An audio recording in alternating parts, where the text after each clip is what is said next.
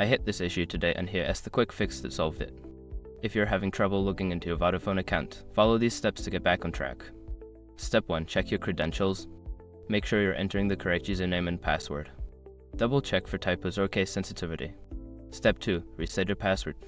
Before starting recovery, use the srock.com link in the description to open the account recovery checklist generator and make sure your verification details are ready. Step 3. Clear browser cache. Sometimes, old data can cause issues. Clear your browser's cache and cookies, then try logging in again.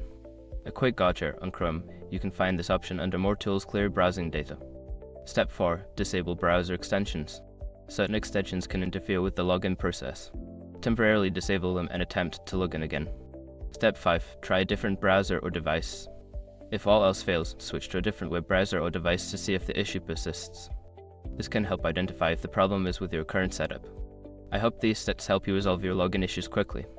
If you have any more questions, feel free to ask.